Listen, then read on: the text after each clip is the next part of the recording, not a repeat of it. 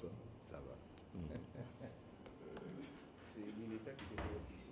Hein? L'État qui devrait être ici. Aujourd'hui, je vais manger le ministre de la fonction.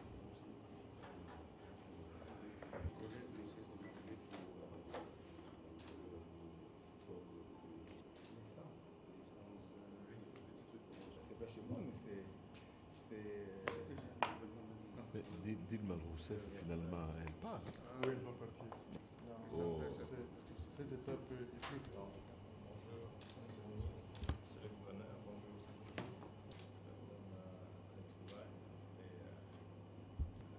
En ce qui concerne la situation politique, on a désigné l'État en action. Il y a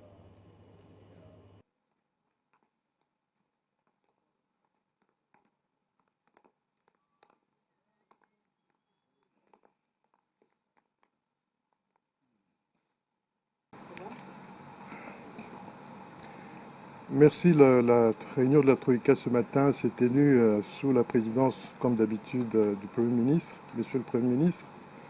Et donc, comme habituellement également, il y a deux points qui ont été examinés. La situation de la conjoncture internationale d'abord, et également la situation de la conjoncture interne. En ce qui concerne la conjoncture internationale, nous avons dû examiner, disons, le rapport du FMI sur les perspectives de l'économie mondiale, qui indiquait notamment que les taux de croissance au plan mondial va être revu à la baisse. Nous serons autour de 3,2% contre, disons, une prévision de 3,6%, telle qu'indiquée par le Fonds monétaire au mois de janvier, en raison notamment de la faiblesse de la demande internationale, et notamment celle émanant des pays exportateurs de matières premières qui subissent de plein fouet, disons, la détérioration du terme des échanges. En ce qui concerne la parité euro-dollar, nous sommes à 1,13 contre 1,14 la semaine d'avant. Et en ce qui concerne le prix des matières premières, notamment les cuivres, il y a une petite remontée en ce qui concerne le prix du cuivre de la tonne métrique qui est passé à 4 835 contre 4 777, je crois, une semaine avant. Le cobalt a gardé son prix habituel autour de 25 000 la tonne métrique. L'or a connu une petite légère augmentation. Nous sommes autour de 1200-1230 l'once. En ce qui concerne les produits agricoles, ils ont connu des fortunes diverses. Donc il y a les riz, le blé et le maïs également qui ont connu des augmentations. Et peut-être le maïs un peu moins. En ce qui concerne les finances publiques, plutôt d'abord les prix intérieurs, je crois que nous sommes, pour la semaine, nous sommes autour de 0. Pour le cumul depuis le début de l'année, nous sommes à 0,400, à peu près 415, ce qui fait en tendance annuelle un niveau de 1,4. Nous sommes bien en deçà évidemment de la projection qui est faite, qui a été retenue dans le cadrage macroéconomique, où le taux d'inflation était, disons, estimé à 3,4%. Évidemment, il faut dire que depuis la semaine dernière, les 2 dernières semaines, nous avons connu des pics d'augmentation de prix intérieurs. Cela se constate sur le marché. Mais qu'à cela ne tienne, je crois que le gouvernement s'est fait fort de prendre des mesures idoines pour essayer d'atténuer cette situation.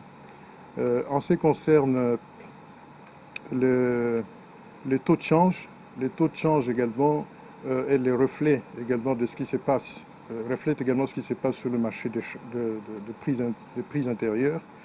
Le franc congolais a connu de dépréciation au cours des 2 dernières semaines. Nous avons des écarts assez importants actuellement entre les cours officiels et les cours parallèles qui va jusqu'à 30, alors qu'habituellement nous avions des habitudes qui faisaient que cet écart ne pouvait pas aller au-delà des 10-15 points. Et là, nous sommes à 30 pratiquement. Les taux est à 945 à l'officiel contre 965, 970 au parallèle. C'est une situation qui inquiète formellement le gouvernement. Et donc, comme je le disais également, il y a des mesures qui sont en train d'être préparées, notamment au niveau de la Banque centrale, pour essayer de contenir, disons, cet excès de la demande.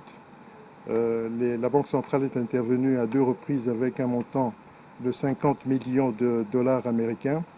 Mais malgré ces interventions répétées de la Banque centrale, on n'a pas l'impression que le taux de change puisse, disons, s'atténuer, disons, le niveau de dépréciation s'atténue.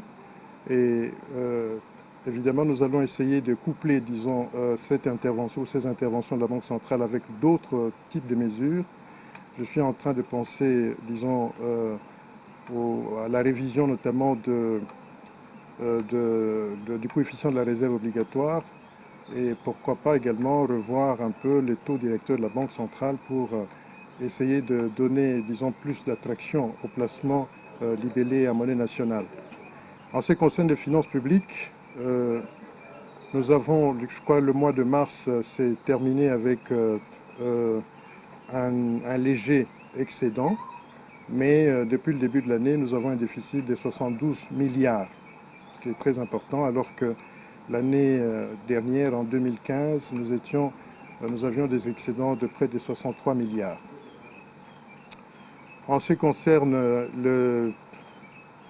nous avons parlé des finances publiques. Maintenant, il y a la situation de la paye. Donc la paye a pratiquement commencé depuis le 15 pratiquement. Et donc, qu'il s'agisse de Kinshasa et des chefs-lieux des provinces, je crois que la paye est lancée. Elle devait se poursuivre pour atteindre les territoires accès difficiles. En ce qui concerne le dossier épineux de la BIAC, je crois que tout est sous contrôle actuellement. La Banque centrale, accompagnée du gouvernement, nous essayons de discuter avec le nouveau management de cette banque pour trouver des solutions. Mais je crois que vous pouvez vous rendre compte que progressivement, les choses sont en train de revenir à la normale. Il y a encore beaucoup d'efforts à faire, mais l'essentiel est que cette banque retrouve, si vous voulez, disons, la liquidité qui lui faisait tant de défaut pour pouvoir continuer à rembourser et pourquoi pas également à continuer, disons, à encaisser des dépôts de la part de ses clients. Voilà de quoi a été fait la réunion de ce matin. Merci. Je ne peux pas vous interrompre, mais ce n'est pas ça dans la réalité. La BIAC qui n'a pas vraiment de solution. Parce que si vous passez déjà le matin, déjà il y a... Le problème que nous avons à ces niveaux, c'est que c'est tout le monde qui cherche à retirer au même moment. Même une banque saine aurait eu du mal, disons, à faire face à une telle situation. Le problème, c'est qu'avec cette petite rupture de confiance qu'il y a eu, momentanément, j'espère que les choses vont rentrer dans l'ordre. Normalement, si tout le monde ne se pressait pas au guichet de la BIAC pour pouvoir retirer, on n'aurait pas connu cette situation. Parce qu'avec les niveaux de refinancement que nous assurons actuellement, la Banque centrale, en principe, la banque aurait pu être tout à fait à l'aise pour pouvoir faire toutes ces opérations de retrait. Mais c'est simplement parce qu'il y a une sorte de ruée sur la banque qui fait que finalement nous ayons cette situation. Mais c'est une situation qui est appelée à se résorber progressivement. C'est question de faire confiance et de demander notamment aux grands déposants de se calmer un tout petit peu pour permettre notamment aux petits épargnants de pouvoir retirer. Et progressivement, la Banque centrale, comme je l'ai indiqué tout à l'heure, la Banque centrale accompagne cette banque dans la résolution de cette crise, qui est une crise de liquidité, mais qui est tout à fait passagère.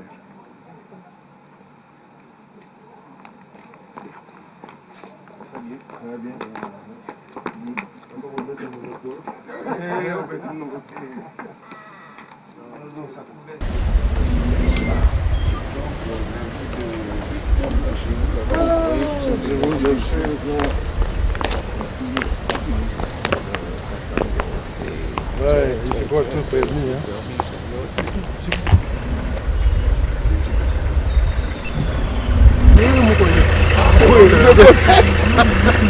Ok, merci, allez, courage. Ok, ça va. Comme d'habitude, vous passez, hein?